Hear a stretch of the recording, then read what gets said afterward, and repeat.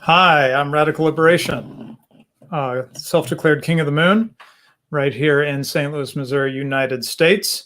And we have the Mad Mercenary from Australia with us. Hello.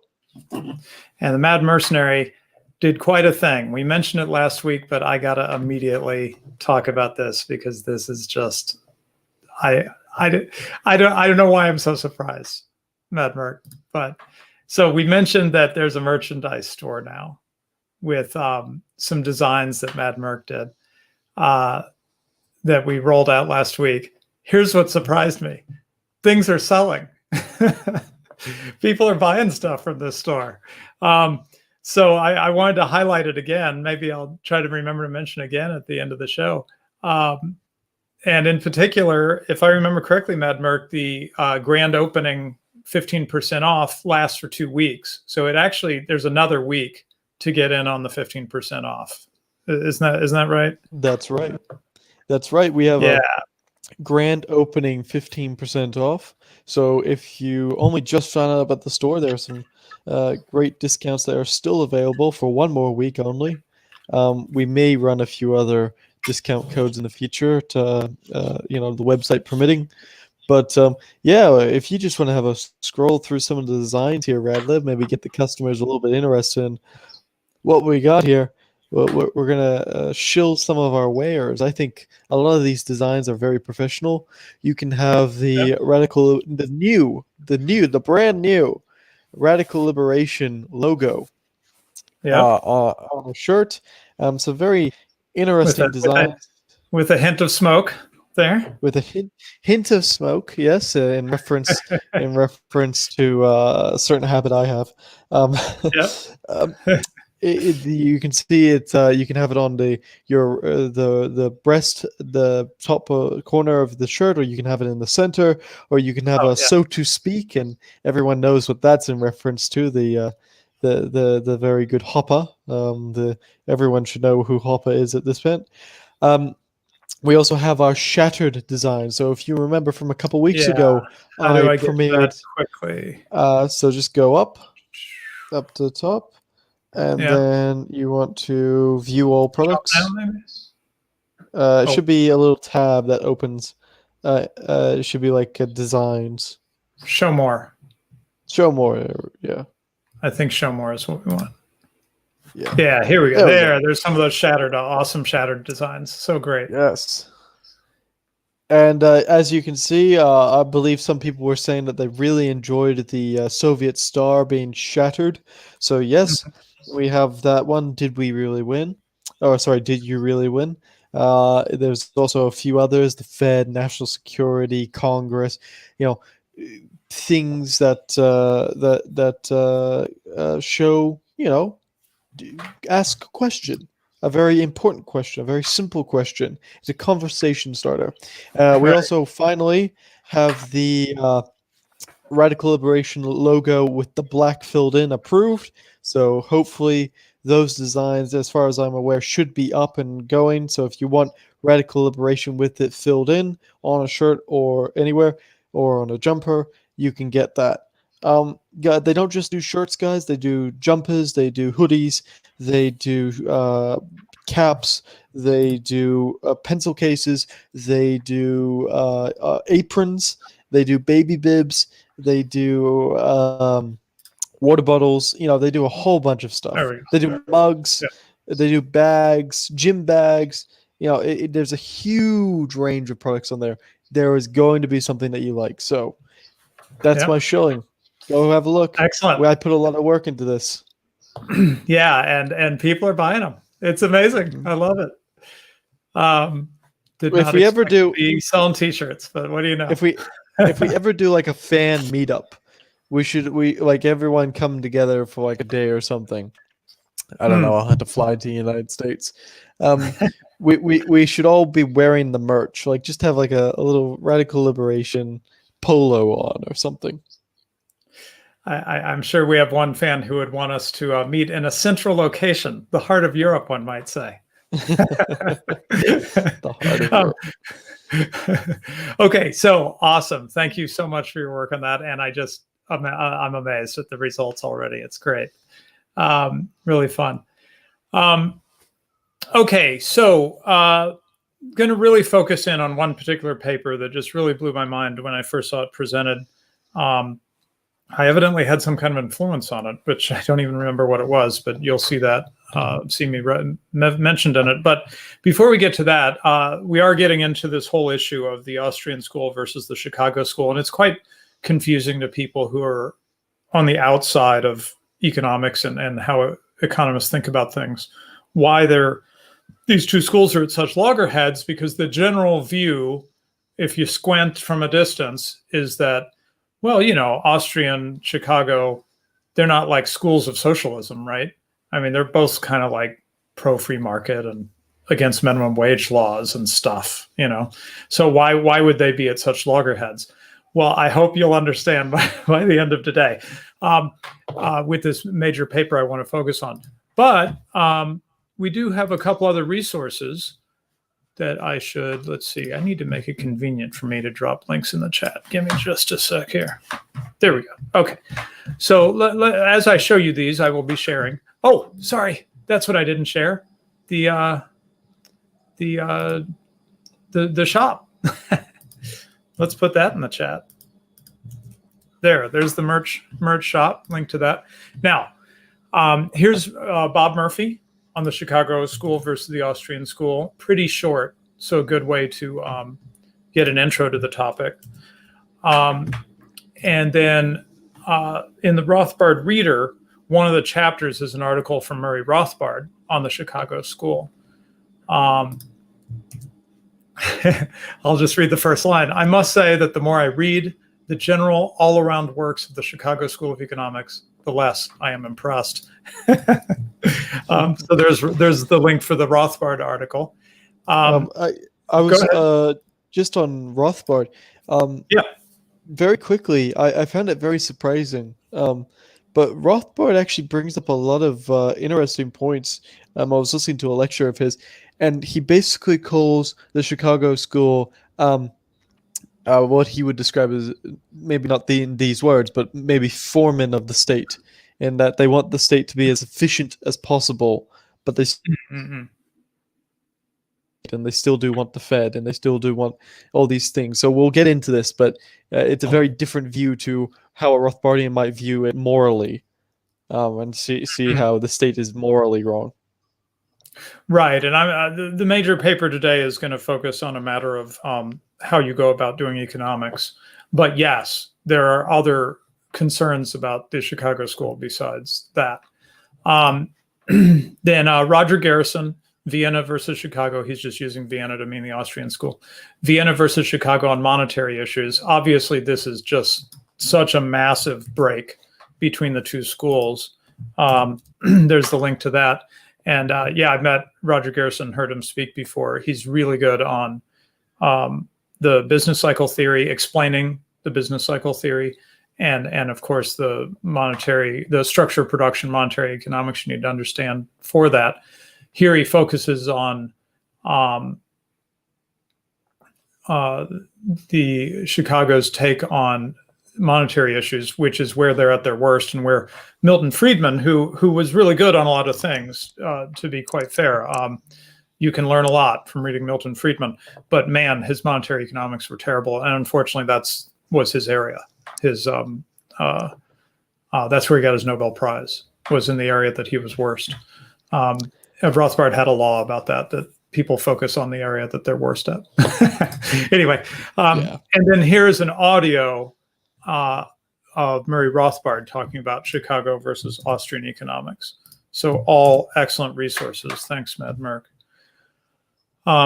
Okay, so I want to get right to it because this is a meaty article and you are going to be blown away. This is so good.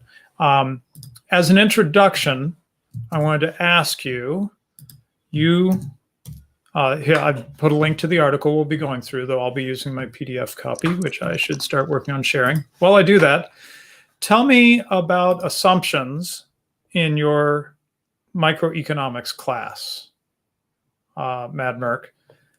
Do you ever remember them talking about how we're going to have to make certain assumptions about the people being represented in the model, the economic actors in the model or anything like that?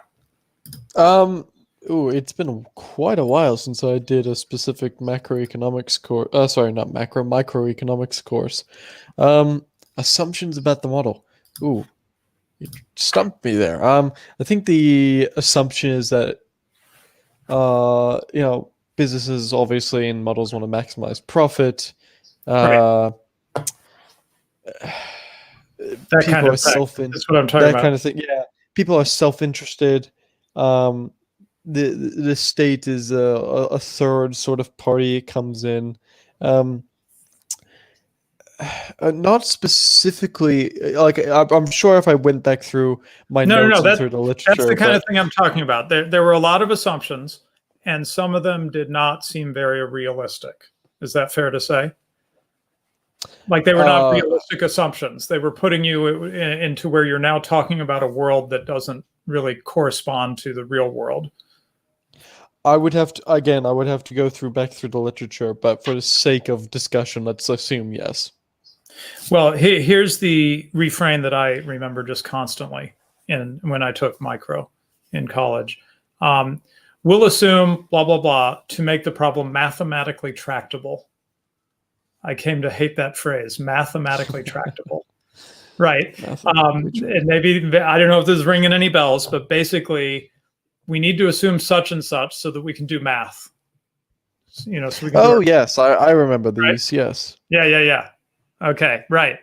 What we're going to be talking about today is modeling, abstraction, how the Chicago School does it. We're focusing on Friedman and how he presented it, but I think it's a pretty fair representation of how Chicago, and then really the mainstream absorbing Chicago, has come at abstraction modeling, and how Austrians do it and how different it is. So I've often complained, I probably said on the show before, this thing of we're going to assume such and such to make the problem mathematically tractable, that it was like nails on the chalkboard for me. Well, today we're going to understand precisely, philosophically, why this is such a problem, and more important, why it isn't a problem for Austrian economics, or to be really, really precise, for Misesian economics, as you'll see. The title of this show, I decided to have some fun with it, but it was chosen very carefully. It's Aristotle and Mises, not Aristotle and the Austrians. It's Aristotle and Mises tag team the Chicago School, and you'll see why we focus on Mises in particular later on. Okay, so let's get into this. I'm going to move fast, but hopefully carry you along, because this is crazy good stuff. Oh, by the way, as an extra bonus, you're going to understand physics and geometry better by the time we're done with this, and probably lots of other things too, because this is just foundational stuff you're going to be learning here. Okay, so let me get, let's see, can I make that even more bigger? Let me see here. Yeah, there we go. Make it real big for you all. That's better. Okay, so this is by Roderick Long. I happen to be there when he presented it, and so you'll see my name is in the bottom there. It says it benefited from comments by me, David Gordon, etc., Guido. And I don't even remember what I said. It's been, 2004. So it's been 17 years, right? Or 16 years. Good time to mention that the reason I heard this paper is because I went to the Austrian Scholars Conference that year, and I am planning to return. One of our circle, I won't say it publicly yet. I don't know if he's going to say it publicly, but one of our circle will be there, hopefully as well. And I'd love to see others in Auburn, Alabama on March 18th and 19th. Anyway, it's like Friday, Saturday are the main days of the conference. So I'm really glad to be going back. I stopped going, obviously, as we had all these small children and everything, but my wife's supporting me going back. Among many other reasons to go is that it's fodder for this show. I'll be hearing papers and finding material that's interesting, making contacts, all of which will get fed into what we do on the Econ chat here. Go ahead. If you are going to go, guys, and I think this would be really cool. I talked about doing a meetup before, but if you guys are going to go to the conference, wear some radical liberation merch. You know, just to find each other, just to find like-minded people, who watch the show and Right. you have something in common you can talk about. Just Yeah. wear some merch to identify each other. Yeah, that's a good idea. Oh, and by the way, just so you don't get confused, back then they changed the name of the conference, but it's the same thing. Really, it was called the Austrian Scholars Conference. It's now called the Austrian Economics Research Conference, the AERC instead of the ASC. But it's basically the continuation of the same thing. Joe just wanted to, I think, make it more clear that this is grounded in economics, Austrian economics in particular. Though there are, as I understand, I think it continues in this tradition, there are other kinds of papers, like the one we're going to see here, which is definitely about economics, but it's really a philosophy paper, I guess you could say, or darn close to it being a philosophy paper. Anyway, so that's the background. I heard this paper. Evidently, I said something that Roderick thought was helpful. Roderick is brilliant, by the way. He would be someone who would not disagree with a lot of our friends here on cultural matters, shall we say, but an absolutely brilliant philosopher. And you never do wrong by learning from him, even if you disagree with where he goes with some things. Okay, so what he's going to take on, he's going to go right to the heart of the methodology of the Chicago School, which was laid out in a paper by Milton Friedman in 1953. Called The Methodology of Positive Economics. And he notes that Friedrich Hayek once described the methodology of positive economics as being as dangerous as Keynes's general theory. Okay, so we'll see why. Okay, Milton Friedman defended the use of unrealistic models against Austrian-style criticisms on the grounds that any good explanatory theory must be abstract, and abstractions by their very nature are unrealistic. Okay, so what are we doing here? He is going to explain why there were all these crazy assumptions. If you take basically Chicago School Micro, and they tell you, everybody knows everything. That's one of the assumptions, for example. All information is available to all parties at all times. Yes, that's one of their assumptions, right? That is something that I definitely remember from now my brain's ticking over. Now I'm starting to remember all this sort of stuff. I thought it'd come back. Yeah. Okay. So what does he say? He says a hypothesis is important if it explains much by little. That is, if it abstracts the common and crucial elements from the mass of complex and detailed circumstances surrounding the phenomena to be explained and permits valid predictions on the basis of them alone. To be important, therefore, a hypothesis must be descriptively false in its assumptions. It takes account of and accounts for none of the many other attendant circumstances, since its very success shows them to be irrelevant for the phenomena to be explained. Truly important and significant hypotheses will be found to have assumptions that are wildly inaccurate descriptive representations of reality. Okay, so this is why we get the wildly inaccurate descriptive representations of reality when you learn economics from the Chicago School types, which is basically if you go to any mainstream micro, if you're not learning from Austrian, you're going to learn this. Even if you're learning from Austrian, they're probably going to have to teach you this, even while telling you that it's wrong. So he's arguing basically that you've got to abstract, and abstracting is falsifying from the real world because you have to leave some details out. And the real world has more details than are relevant to the problem, and so you have to leave some details out. Is kind of what he's saying, right? But notice that he actually states this quite strongly. He doesn't just say leave some details out. He says it's going to be false in its assumptions. Okay. So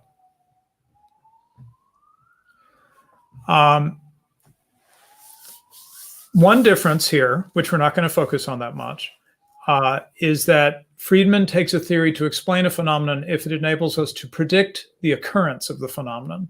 So your model, your economic model is good if it is predictive, okay?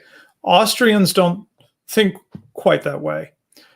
He quotes Lachmann here. Lachmann said, to explain economic phenomena is to make the world around us intelligible in terms of human action and the pursuit of plans. And these two conceptions of explanation are radically different. So here's a way to make this a little more clear. Philosopher Peter Wench, the important question for us is, in what circumstances could one say that one had understood this sort of behavior? Weber often speaks as if the ultimate test were our ability to formulate statistical laws, which would enable us to predict with fair accuracy what people would be likely to do in given circumstances. But we might well be able to make predictions of great accuracy in this way, statistical predictions, like think about insurance tables, right? And still not be able to claim any real understanding of what those people were doing. The difference is analogous to that between being able to formulate statistical laws about the likely occurrence of words in a language and being able to understand what was being said by someone who spoke the language. A man who understands Chinese is not a man who has a firm grasp of the statistical probabilities for the occurrence of the various words in the Chinese language, right? So I thought that was really fun. He's basically saying, you could say that you understand Chinese because you can predict certain words or characters of Chinese are going to happen like this % of the time when a Chinese person is speaking. And you could be very accurate in that prediction. And that would not be the kind of understanding that Austrians are interested in. Right. Austrians you have actually understood what it means. Right. You've lost the meaning in your mathematical assumptions and changing it and abstracting it. You've actually lost what it actually means, the meaning behind it. It's a very good point. Yeah. So one advantage of reading Roderick is that he's how do I put this politely? He's a nerd like us. So I thought this example, I had to slow down and share it. He says, so here's an example. Let's say that in early 2001, notice that this is 2004, so the Lord of the Rings movies had just been coming out at that time. Let's say that in early 2001, I formulate a theory to the effect that there's a constant Tolkienian force in the universe that produces a Tolkien film every year. When Austrians complain that my theory ignores the fact that films are products of human action and not of constant impersonal forces, I reply, oh, I know that. My theory isn't supposed to be realistic. The question is whether it's a good predictor. So I tested in 2001, 2002, and 2003. Lo and behold, my theory works each year. 2001 brings Fellowship of the Ring. 2002 brings The Two Towers. 2003 brings The Return of the King. But unless I pay some attention to the true explanation of this sequence of film releases, I'll be caught by surprise when the regularity fails for 2004. Right? So these are the limitations of the empirical approach, right? You've often heard people say, like when we're talking about the behavior of Bitcoin or something like that, we'll say, past performance is no predictor of future performance. The past is not a predictor of future performance, right? Well, that's exactly what he's talking about here. You can spend a lot of time seeming very scientific and empirical and then be completely surprised by what happens next because you weren't really understanding what was going on. You were just finding some empirical pattern, right?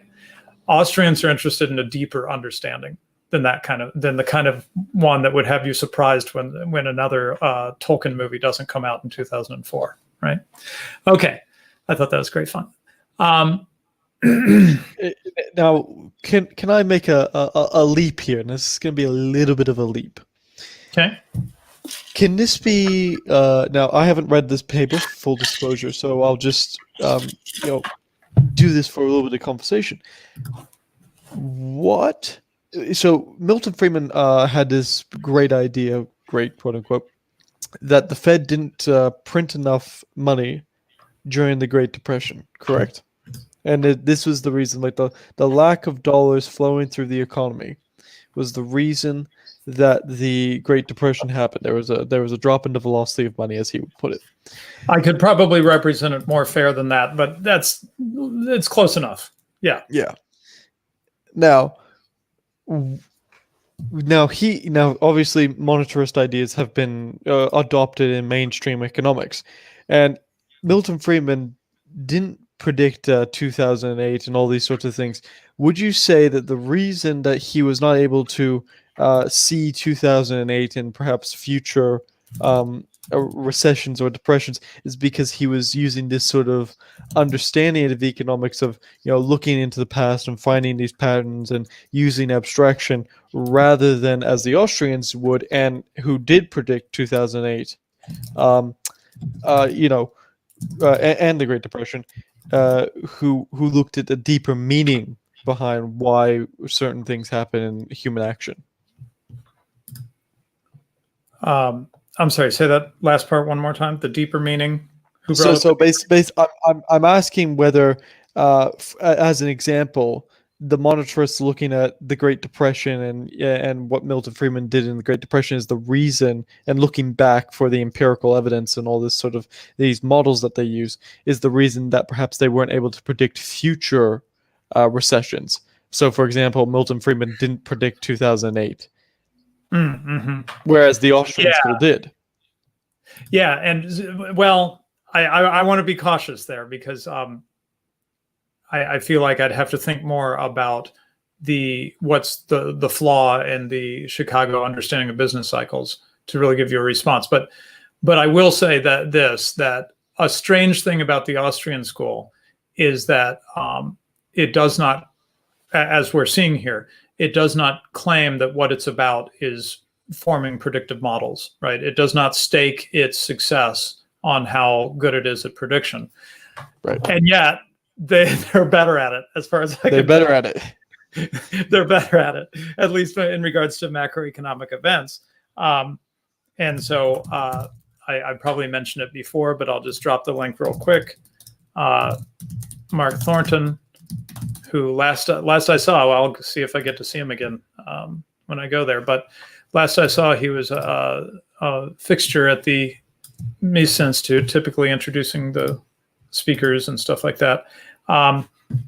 He wrote a book called The Skyscraper Curse, and how Austrian economists predicted every major economic crisis of the last century.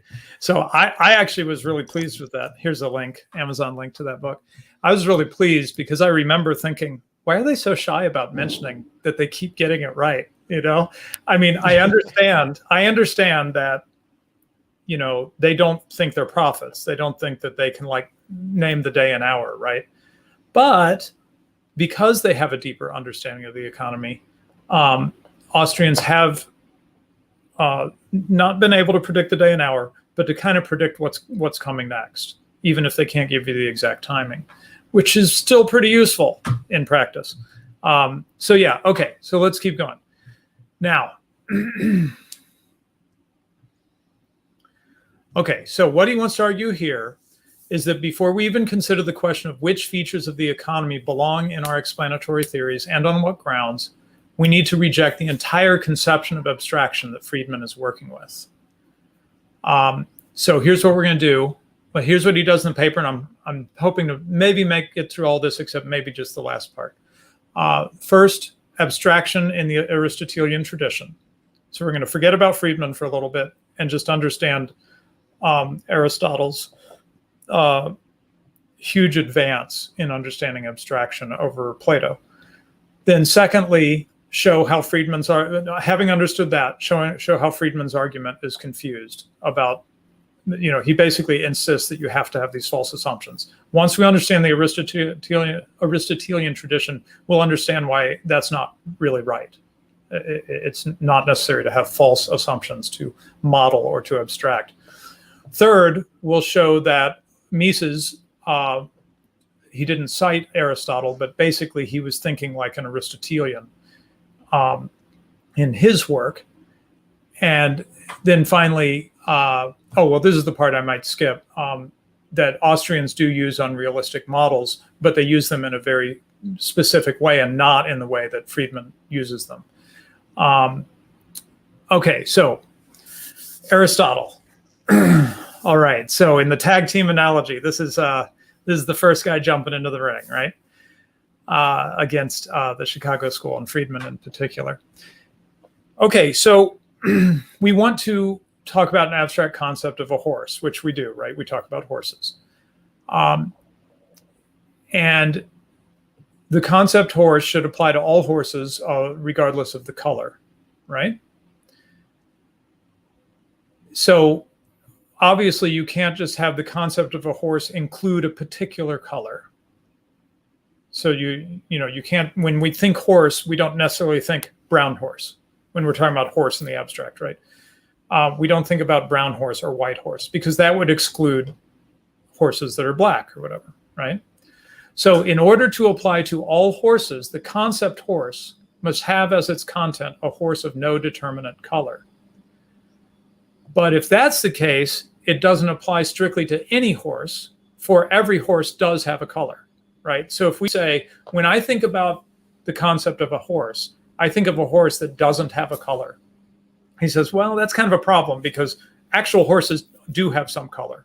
They are gray, Right. Gray or brown or black or whatever, right? We're not talking about this like a very, very detailed thing of a horse. We're talking about the essence of a horse. What Right. is a horse? Right. And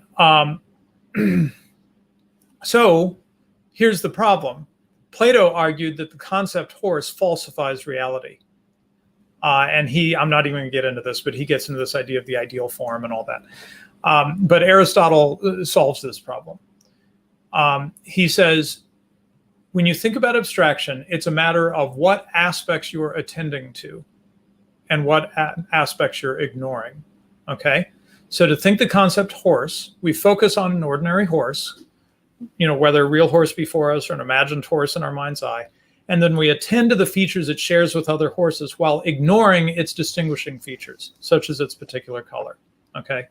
Now, here we're going to get into geometry real quick, but I think this is going to be fun because we hit on geometry and physics in this paper, and you'll see how it all connects, and it's really all the same conceptual tool that will help you in these areas and in others.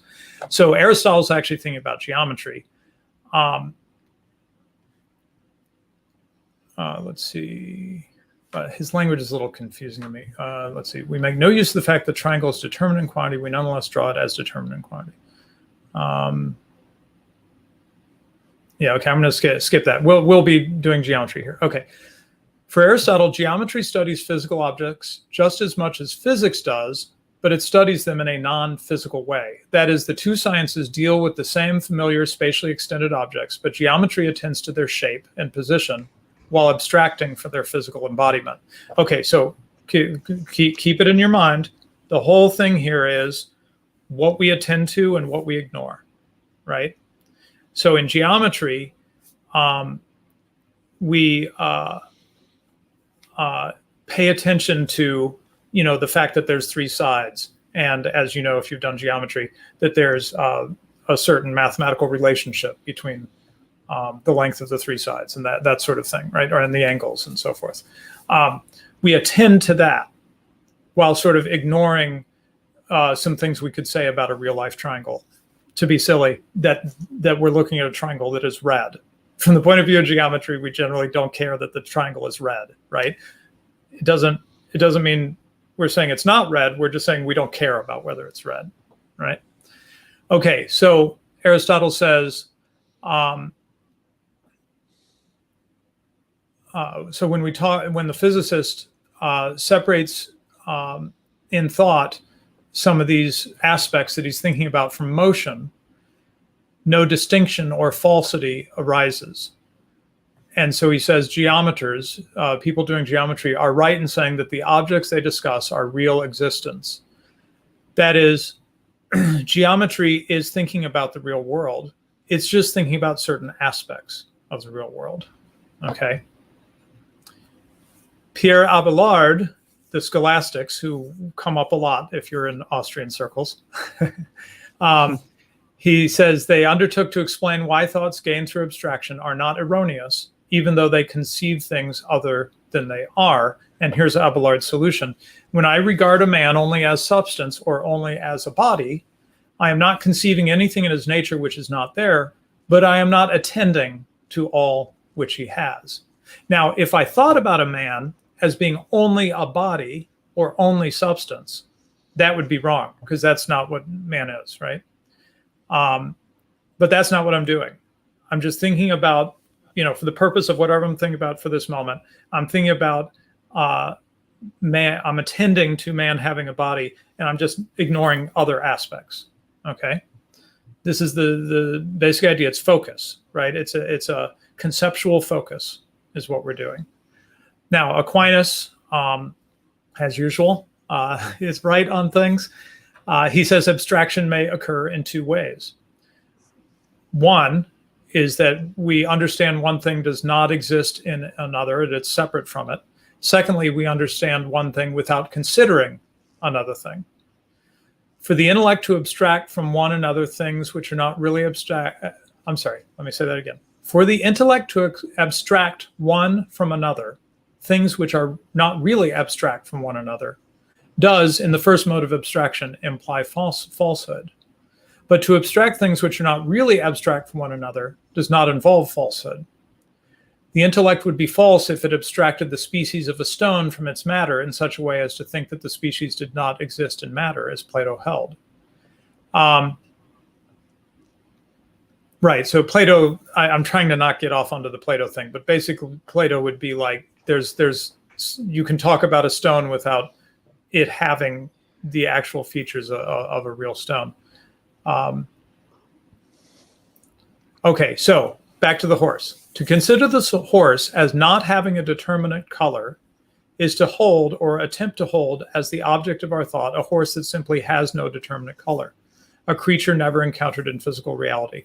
So this is one of those unrealistic assumptions. We're going to talk about a horse, and for the purpose of our modeling, we're going to say the horse has no color.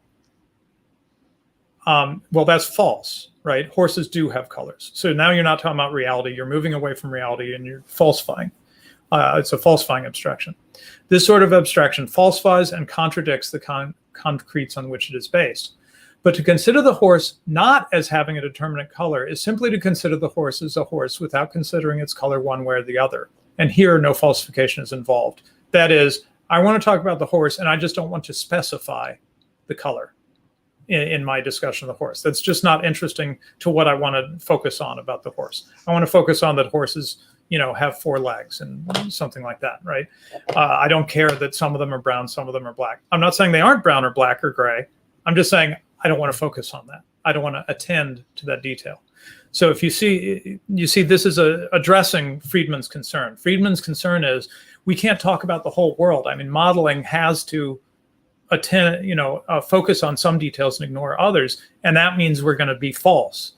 Well, Aristotle and the scholastics teach us, no. You can model and abstract without being false. Just be careful.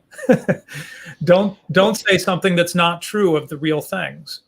But you can just say that I don't care about that aspect of the thing that is there. Go ahead. Right. If we're talking about, if Friedman said, we wanted to model the horse, just to try and do a through with the analogies here. If you're talking about the horse's legs or the horse's nose or whatever, the color of the horse doesn't exactly matter. But if you were talking about the coat of the horse, then the color of the coat may matter. So you need to be careful as to what you are and not including. What factors are relevant? Right, exactly. So now I don't know how much this terminology helps, but he keeps using it later, so I'm going to have to introduce it. He talks about precisive abstraction and non-precisive abstraction. So a precisive abstraction, precise, right? A precisive abstraction is one in which certain actual characteristics are specified as absent. That's the falsifying thing. We say that the horse has no color, right? And horses do have colors.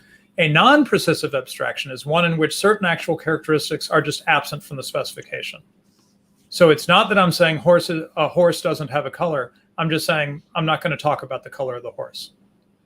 Okay, so there's nothing false about that because we don't have to describe. We know that we can talk about things without describing every last little detail.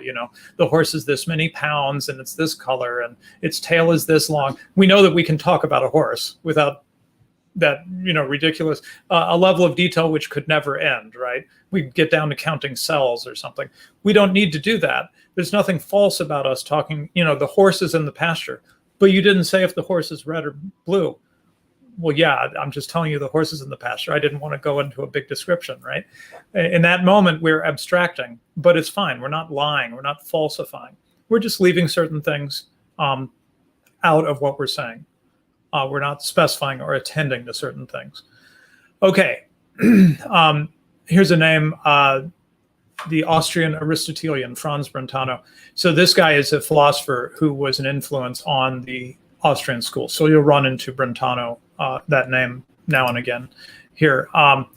He says the Aristotelian solution, whatever is fully determinate. If there is an actual horse, then it has mass and it has a color and it takes up space, right? Whatever is fully determinate. But a thing that is completely determinate may yet be thought of without its complete determination. So we can think about the horse, which has all these properties, without actually thinking about like the whole list of properties, right?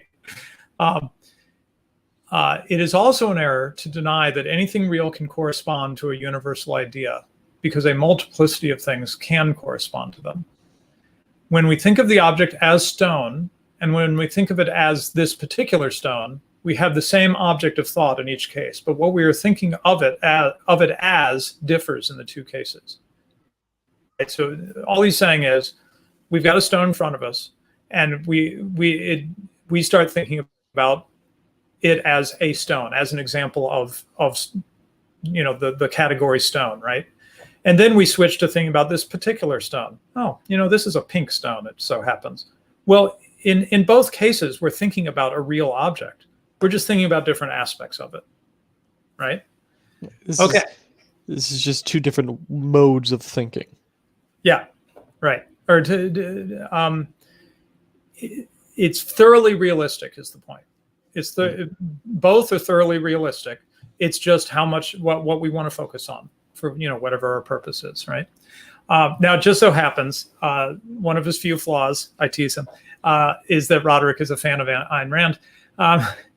But I have to say, I had to share these because these are actually pretty good. So he talks about Rand, and here's Rand expressing some of these things, giving more examples. So if a child considers a match, a pencil, and a stick, he observes that length is the attribute they have in common, but their specific lengths differ. So in order to form the concept length, the child's mind retains the attribute and omits its particular measurements. So if the child's now doing that abstraction thing that develops at a certain point of our cognitive ability, right? He now thinks about length and sort of throws aside or ignores that, the pencil's longer than the match or whatever, right? Or the pencil's 6 inches, the match is 2 or whatever. Or more precisely, if the process were identified in words, it would consist of the following. Length must exist in some quantity, but may exist in any quantity. I shall identify as length that attribute of any existent possessing it which can be quantitatively related to a unit of length without specifying the quantity. Bear firmly in mind that the term measurements omitted does not mean in this context that measurements are regarded as non-existent. It means that measurements exist but are not specified.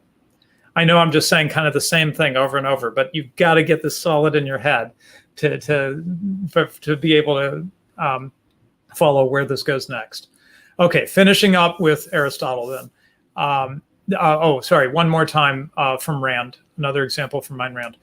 The basic principle of concept formation, which states that the omitted measurement must exist in some quantity but may exist in any quantity, is the equivalent of the basic principle of algebra, which states that algebraic symbols must be given some numerical value but may be given any value. So, for example, in the equation 2a equals a plus a, any number may be substituted for the symbol a without affecting the truth of the equation.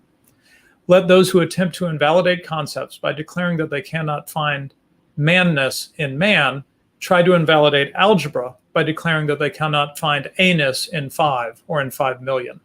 Here she's just arguing for, the concept, the abstract concept that it is real, right? Okay, so hopefully you've got the basic idea. There is a way of doing abstraction which does not falsify reality. You do not have to make crazy assumptions, but you can attend to certain things and ignore other things for the purpose of modeling, abstraction, however you want to think about it, conceptual conceptualization. Okay, now let's go back to Friedman. So, reviewing. Friedman thinks that a worthwhile economic theory must be descriptively false in its assumptions, since it takes account of and accounts for none of the many other attendant circumstances, all the properties, right, that you could list, but instead abstracts the common and crucial elements from the mass of complex and detailed circumstances. Friedman is, of course, quite right that an economic theory needs to leave aside a mass of complex details, but so long as it leaves them aside by failing to specify them, rather than by specifying their absence, it does not need to be descriptively false. So now we turn to the perfect competition model. If you've done micro, you have run into this, right? A perfect competition model, by positing that all economic actors possess complete and completely similar information, explicitly specifies the absence of entrepreneurial error. And it is to this falsification that Austrians object. So this is why it was nails on the chalkboard for me. Every time they said, we're going to assume this to make it mathematically tractable. I don't think I'd read this paper at the time. Yeah, this is after I took that class, I think.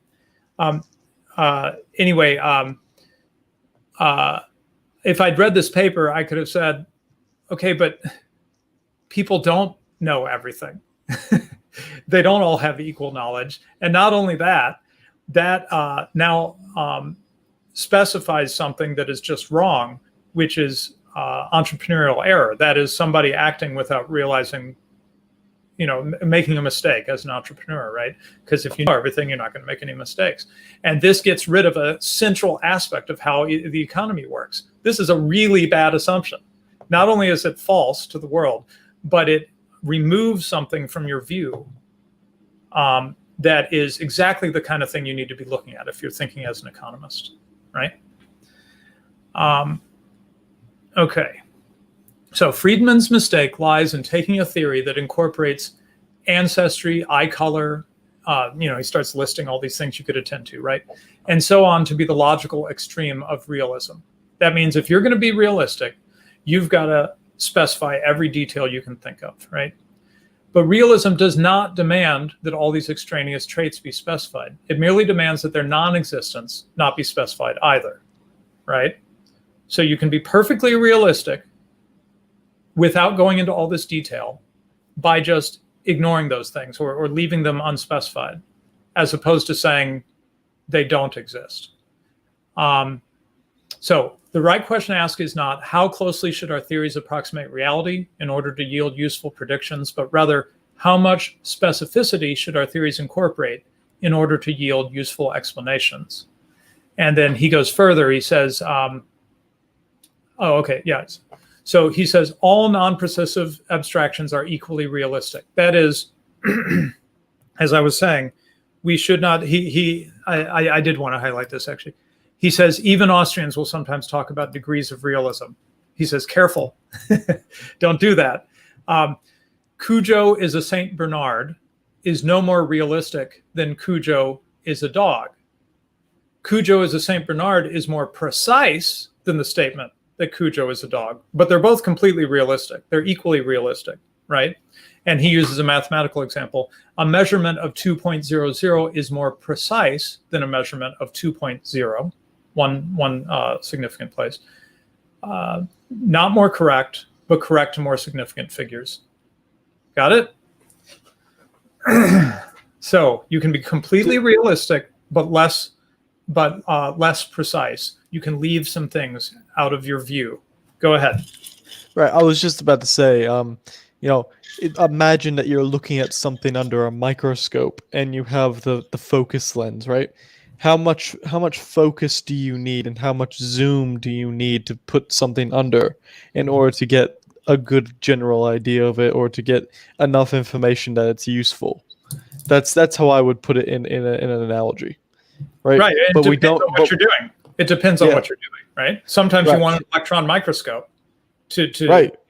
But it doesn't mean that the camera, when you just take your iPhone out and take a picture of the bird, that's an unrealistic picture of the bird, simply because you could do a more precise picture and do an electron microscope and see how the feathers have that amazing interweaving with each other, Right. Right, right. And nor does it mean that we exclude things from Right. the actual thing that we are trying to observe. Right. Exactly. So Charles Comte, the French sociologist, he says one must not confuse an incomplete analysis with a false or unfaithful analysis. And then Friedman says Euclidean geometry is an abstract model, logically complete and consistent. Its entities are precisely defined. A line is not a geometrical figure much longer than it is wide and deep. It is a figure whose width and depth are zero. It is also obviously unrealistic. There are no such things in reality as Euclidean points or lines or surfaces. Okay, well, here we go with geometry and physics, and we're going to teach you not just about economics today. Ready? Roderick says here, the concept line can be applied to reality, not because reality contains objects with length but no width or depth, but because reality contains objects whose length can be considered in non-precisive abstraction from their width or depth. That is, geometry is useful to us because we can, in some cases, we just want to focus on the length of something. When we think about a line, say, we just want to focus on the length and we don't care that much that it's, 1 inch wide or a foot wide or whatever. In the same way, the concept point applies to reality. Reality does contain objects whose location can be considered in non-precisive abstraction from their magnitude. That is, when I say, what point on the earth is Moscow?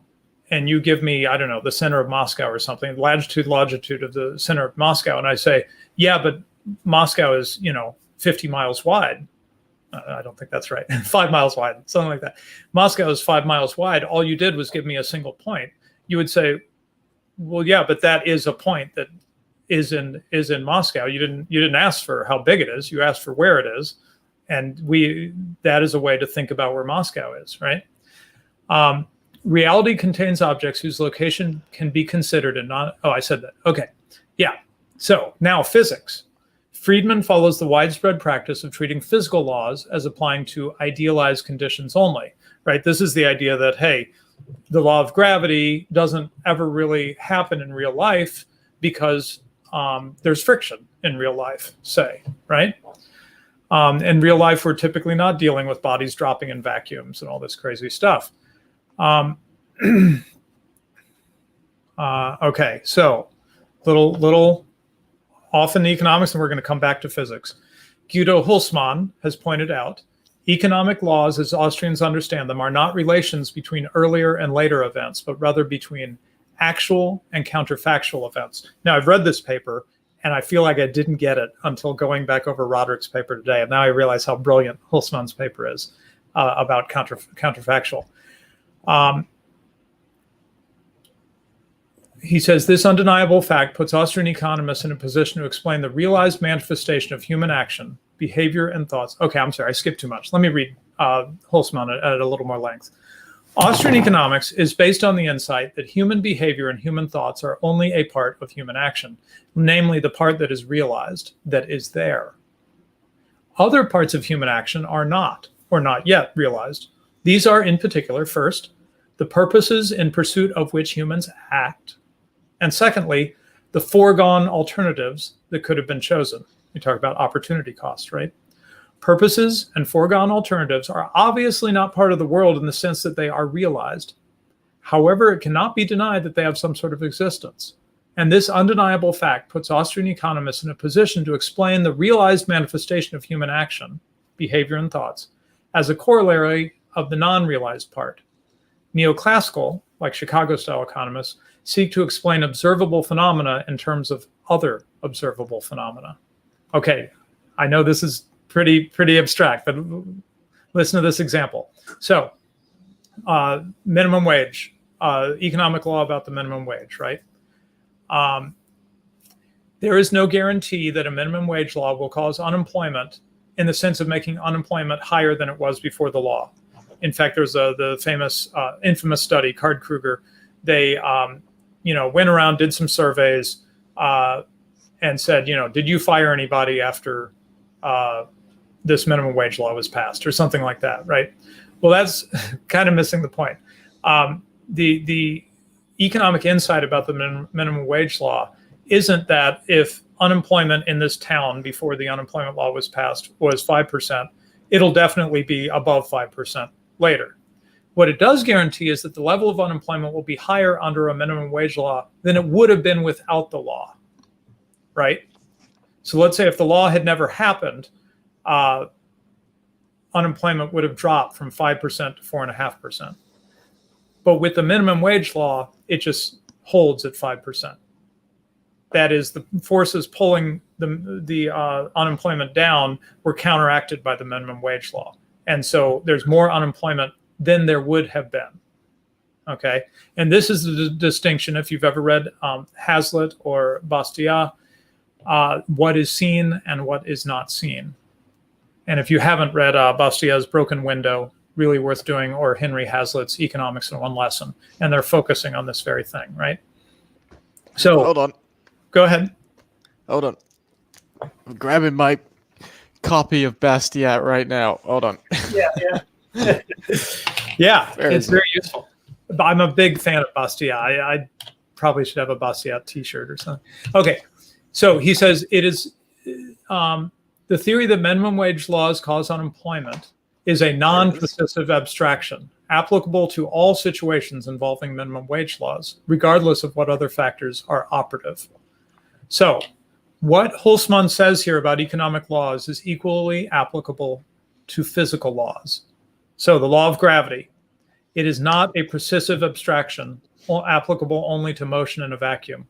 It is a non-precisive abstraction that omits reference to other forces, but does not thereby regard them as non-existent. So actually, I want to go through this in detail so you follow the physics might be easier to grasp here. The trajectory of a falling object is the resultant of all the forces acting on it. If during a given period an object would fall 5 feet if gravity were the only force acting on it, then whatever other forces may be acting on the object, we can still predict that the object will end up 5 feet further down than it would have if gravity had not been acting on it. Got it? So, you add in the friction, etc. Gravity is going to add in a factor, and it's always going to be there, regardless of the other factors. Thus, the law of gravity describes the object's motion correctly, not only when the other forces are relatively negligible, but also when they are quite strong as, or even much stronger than, the force of gravity. So hopefully you see the parallel here between the insight about minimum wage laws. Minimum wage laws are going to act like gravity, right?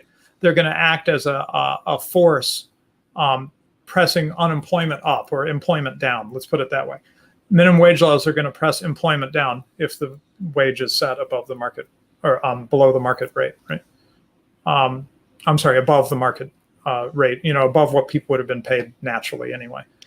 So if minimum wage is set above what people would have been paid already, that's going to be like a gravitational force pushing down employment, right?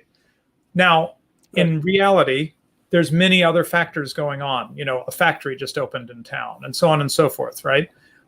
So you might find that more people are employed after the minimum wage law goes into effect. Does that mean that the minimum wage law caused more people to be employed?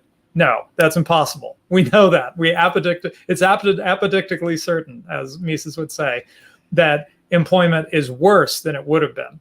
Even if it's better than it was before, it's worse than it would have been without the minimum wage law. Did I say that right? Anyway, go ahead. You got my point. Yeah, no, it's one factor that we need to consider, and like gravity, it has a known effect. But there are other factors that constantly happen around in society that can counteract or affect or do or better to think of it as compositive or additive, right? Like with his gravity example is really good. You find out about the motion of the object not by saying, oh, there's friction, so I can just throw gravity out of consideration. No. Right. That's not how it works. No, gravity is there as a force, right? And also friction is there, and whatever other factors, right? You put them all together to understand what's going on, right? You don't say, because friction is there, oh, well, I'm not dealing with an object in a vacuum, so I guess gravity doesn't count. You're never going to get to Mars that way, right? Yeah. And then to jump the gun and to do something else just real quick, to isolate a factor, to isolate or highlight a factor. So, for example, gravity, we would say oh bugger, what's the phrase? All else being equal. Yeah, that's right. And you'll hear economists say that quite a bit. And all they're really saying, I think it might even be better ignoring other factors, setting other factors aside, or I'm sorry, not paying attention to other factors. This is the effect of gravity, right? We're not saying those other factors don't exist. That's the point of the paper here. We're just saying that we're not focusing on that. We just want to understand what is the effect of gravity. And then let's understand what is the effect of friction. And then let's understand these other forces, magnetic pull, and so forth, right? Put them all together, and then you can start understanding what's happening in the real world. Okay. Right. Now, he's now going to show, now we bring Mises. Now we bring the other guy in the tag team into the ring. And Mises, it turns out, completely got this. And what you're going to see in this section is that some of the early Austrians, who, without a doubt, are worthy of great honor, right? Munger, von Bauwerk, etc. They didn't quite get this right. Even though it was pregnant in how they were thinking about things, Mises, as in so much of what he did, he really pushed it all to its logical conclusion and got rid of a lot of the dross and impurities that were left over from, well, you'll see, some names that we don't like. Okay, so that we're still having an influence on the early Austrians. Oh, here, we'll see the first name right here. So Mises writes, when they distinguished, he's talking here about the classical economists, I think. Let me make sure. Yeah. So when the classical economists distinguished between purely economic motives and other motives, they referred only to the acquisitive side of human behavior. Modern economics rejects as entirely fallacious the argument advanced for the epistemological justification of the classical methods by their last followers, especially John Stuart Mill. Boo. According to this lame apology, pure economics deals only with the economic aspect of the operations of mankind, only with the phenomena of the production of wealth, as far as those phenomena are not modified by the pursuit of any other object. That is, the classical economists were saying they were creating the Homo Oeconomicus, and we'll see more on that later. The man who only cares about wealth, and that's what they were bringing to it. Mises said, but that's modern economics. He really means his own economics, right? modern economics doesn't have this bizarre view of man. Okay. And he says, so unfortunately, the idea arose that the laws of catalactics, his word for economics, hold true only ideally.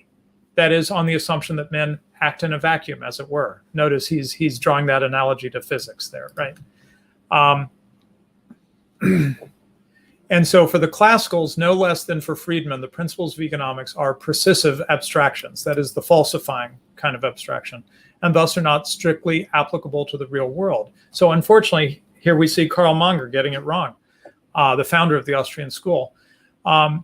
He maintained that economic laws describe the behavior of idealized economic agents who strive to protect their economic interests fully, are aware of the economic situation as far as it is of influence on price formation, are not in error about the economic goal to be pursued, nor about the pertinent measures for reaching it, and are not subject to any external force impairing their economic freedom.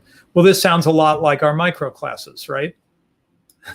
They know everything, and they are totally oriented towards economic, money, making money, and all that.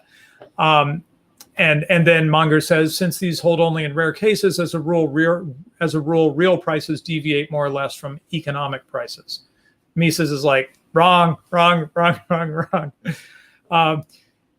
Economics, according to Mises, deals with the real actions of real men. Its theorems refer neither to ideal nor to perfect men, neither to the phantom of a fabulous economic man, Homo Oeconomicus, nor to the statistical notion of an average man, Homo moyen.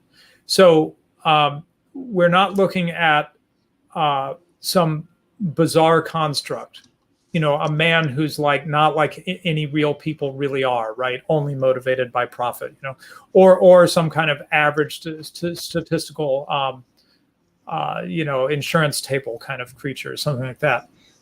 And Mises says, Monger is probably too much under the sway of John Stuart Mill to carry his own point of view to its full consequences. That is, Mises feels like he's being a better Mongerian than Monger was, right? He also criticizes Bombaverk, who was his teacher. And I had to quote this line just in case Academic Agent listens to this stream. Mises says, "I tried in vain to convince Bombaverk the possibility of metaphors borrowed from mechanics." In his logic stuff, Academic Agent has been warning us about metaphors. Be careful about metaphors. And here's Mises just banging his head against the wall. He can't get over to see what he's trying to teach him about this, or to show him about this. So in Mises's opinion, the distinction between economic and non-economic action had been rendered obsolete by the subjective theory of value. But Monger and Bombaverk didn't get there, right? So it's not really with the Austrian school, but only with Mises himself, that the classical way of regarding the matter is finally left behind. So that's why this stream is titled Aristotle and Mises, as opposed to the Austrian school. Mises really gets this right, even though it was kind of there implicitly in the early Austrians. Mises really makes it clear. And here's his clearest statement on the matter in critiquing Max Weber's theory of ideal types. And he uses sociology, by the way. Sociology would include economics. So the causal propositions of sociology are not expressions of what happens as a rule, but by no means must. They express that which necessarily must always happen, as far as the conditions they assume are given. Again, back to that minimum wage thing. As economists understand that the minimum wage puts a downward pressure on employment, always. If the conditions they assume are given, which I already made explicit, that is, the minimum wage law establishes a wage that is above the natural market wage. If they just say, the minimum wage is a penny and no one was getting paid a penny per hour anyway, it has no effect. In my country, in the United States, if they say the minimum wage is $15 an hour, well, there's a lot of people right now getting paid less than $15 an hour. So the market is already paying people less than that. You are going to put a downward pressure on employment with that law. It is going to happen. There may be other factors at play, but that downward pressure is going to be part of the story, just as gravity can't be ignored. The downward pressure of the minimum wage law can't be ignored. So just to say it again, they express the causal propositions, economic laws, let's say, express that which necessarily must always happen as far as the conditions they assume are given. Okay, so this goes a little bit beyond what I wanted to cover. I'll just cover it very briefly. Austrians do make use of unrealistic models. If you've ever read any Austrian economics, you'll know that they'll talk about Robinson Crusoe on the desert island. Mises has the evenly rotating economy, and he says, he has to bring this up because the charge would be made, hey, well, look, you guys are doing that. Those are percissive abstractions, right? The whole idea of Robinson Crusoe is that this very unrealistic scenario where a person is, the atomistic individual, right, and not doesn't have society around them and so forth. And then in the case of the evenly rotating economy, Mises suggests just for thinking about something where nothing ever changes. People just keep making the same trades like every time and so forth. The facts of the economy don't change. But here's the big difference. Remember, Friedman said we got to make all these false assumptions, or to use the terminology we've learned here. We need to make precisive abstractions to make predictions about the real world, right? That's what Friedman says. That's not what we do in the Austrian school with these abstractions. They help us to better grasp non-precisive abstractions, the important things, right? Rothbard puts it this way: false assumptions are useful in economic theory, but only when they are used as auxiliary constructs, not as premises from which empirical theories can be deduced. By imagining an example in which only certain factors are operative, we can more easily focus without distraction on the operation of those factors. But the goal is to understand how those factors work wherever they are active. And then he talks about Bastiat and Crusoe economics. And Bastiat makes a very interesting point that Defoe's original plan was to cast Crusoe, I didn't know this, to cast Crusoe ashore on the Isle of Despair, alone, naked, deprived of all that can be added to one man's strength by united efforts, specialized skills, exchange, society. But it just was going to be too unrealistic. So instead, he's shipwrecked with gunpowder, a rifle, an axe, a knife, and more importantly, a social treasure worth 1,000 times more, his ideas, his memories, his experience, his language, without which he could not have communicated with himself or formed his thoughts. That is, this is decisive evidence that society is man's necessary milieu, since even a novelist cannot make him live outside of it. So I mentioned this. I wanted to focus on this briefly just because it might come up next week, but this is a common trope of the far right at this point, though the actual original source, which I will reveal next week, is one that they might not be so happy to be associated with. This is a common critique of classical liberalism or libertarianism, which is that it's a theory of individualism, of the isolated individual. But a great classical liberal thinker like Bastiat says, no, man is part of society. You cannot really have man without society. Anyway, footnote. Okay. So anyway, that you can read more about that if you like. And then I didn't get this last section prepared, so I don't think I'm gonna. Let me see. Yeah, all I'll hint at before finishing with the paper here is just to say that though obviously this paper is about abstraction, the modeling, which is one of the big disputes between the Austrians and the Chicago School. The other one he wants to give some commentary on right at the paper. It's just a couple of pages. And that is the dispute over empiricism versus a priorism. And I'll just give you this hint at where Roderick takes it right at the end of the paper. He says he does think that the two mistakes of the Chicago School have a common cause, a failure to distinguish between the logical and the psychological. So I'll stop with that, take this paper down, and let's see. Okay, any comments from you, Mad Merc, before we wrap things up? No, I think it's a pretty comprehensive paper. Explains itself very well. Yeah, I love it. I think it's really exciting. And I feel like once you absorb what he's saying there, you can no longer take the Chicago guys seriously. By which I mean their actual economics is fundamentally flawed. And that's why they keep coming up with bad answers to a lot of things. Okay. Emo Hoppian says, will you be attending the event in Birmingham on April 10th, Radlib? I won't be able to make AERC. I'm afraid you'll have to tell me what that is. I don't know.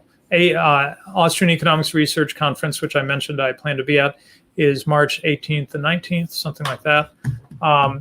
It's that third, here, let me look. It's the third weekend of March this year in Auburn, Alabama. And then he's saying on April 10th in Birmingham. Having gotten away from the house for that long for the conference, I very much doubt I'll be back down in Alabama a couple weeks after that. Sorry, Emo Halpian. Okay, so what else do we want to say? I guess I would like to just one more time for those who joined later in the stream, mention this amazing creation of Mad Mercs. Well, along with a provider that's done a great job for us. Let's see, how do I share this? Nope. There we go. Yeah, so I can find my way back to that. There we go. So yeah, just mention again the Radical Liberation merch store. I mention it so strenuously, so much. today because people are actually buying stuff. So if they're buying something, maybe you're missing out. Oh, we do have another super chat in real quick that I'll cover while leaving our merch up. Here, I'll scroll down so you can see a little bit more. There we go. And then Mickey, this was an amazing episode. Sadly, I'm a bit drunk and couldn't think of witty super chats. I hope for some deep Econ chats like this in future. Oh yeah, that's something we could talk about. So through a little bit of a surprise to me, I woke up this morning with Mad Merck saying, did you know about this? And a picture of me and academic agent in conflict. Let's see. I'm wondering if I can pull that up real quick because that was great fun. Oh yeah, here we go. Here we go. There's the original. Yeah, get that up. So I'll flash this on the screen while we explain what in the world is going on here. And that is that academic agent has just completed a 3-video series. It's critiques of libertarian arguments against socialism, but there's a lot more going on there than that. I confess I haven't fully absorbed it all, and I've got lots of thoughts, but I'm not ready yet. But we're going to use this forum here next week to discuss those 3 papers. 3 videos where he's I don't know, I guess kind of arguing that libertarianism leads the way to socialism, even though it supposedly is against it. It actually helps it come about in our societies. And I don't want to mischaracterize his claims, but I think that it's fair to say that that's a part of what he's saying. But, you put the 3 videos together and it's well over an hour of material. So there's lots to talk about, I think. And he also talks about attacks the notion of positive liberty and negative liberty. I think I might have something interesting to say about that. So anyway, we're going to slip this in as a special event, and then we'll continue with our regularly scheduled minis 2 weeks from today, and have this be 1 week from today, is my understanding. As academic agent has decided that that's what we'll be doing, which, to be fair, I looked at our chat and I realized how he might have thought that that's what we were going to do, but that's fine. We're flexible. So that's what's coming up next week. Should be good. And anything else to cover? Just our usual stuff, right, Mad Merck? Why don't you show a little bit of our, Discord, etc. I don't think I will. Okay. We have. They know by now. They know by now. Well, join the Discord. Lots of people there. I'm trying to be more active. We got Mickey in there, keeping it lively. Mad Merck, you'll without revealing anything, we could say you might be able to participate a little more soon. Is that fair to say, or am I getting the wrong idea? Oh yeah, today's my final day of university, guys. So okay. I'm about to. Yeah, that's what he's referring to. I didn't know if you wanted to say that publicly, but congratulations. That is awesome. So this is your undergrad degree, right? Yes. Yes. Awesome. Excellent. So we take you out of the turnip merchant child category at this point, right? You are now a man. I guess. If for people who may be wondering why I haven't been talking much recently or been active at much, I've been working very hard, and I still need to work very hard today on finishing my university stuff, but hopefully I'll be a bit more active, and I'll have a bit more to say in the future. I've just been really busy. Yeah, and also setting up stuff for the show. Right. Oh yeah. Behind the scenes stuff. When you say last day, does that mean your last class, but you've still got exams for weeks and weeks, or is this like the end? This is the final. I have to write another, a couple hundred words and submit my final assessment, but then that's it. Today is my final day. Wow. So starting next week, we're going to have a little bit more relaxed Mad Merck, hopefully sober, right? I've reduced my alcohol intake of a substantial amount. As people know, I'm actually applying to be in the military. So Okay. yes, I know, dirty statist. Yes, yes. So basically, I've worked out for the last, I don't know how long. I've reduced my alcohol intake. I've smoked a lot less. Cigars, not marijuana. And yeah, it's been a bit of an adjustment in my life, but yeah, Right. hopefully I have a bit more time with university finishing up, and I'm able to contribute a bit more. Sorry, guys, I have been a bit quiet. You're getting in shape. That seems to be a theme in our circles right now. A lot of people saying something along the lines of, "The only sound they shall hear from us is the sound of pumping iron." You know. Yeah, that's it.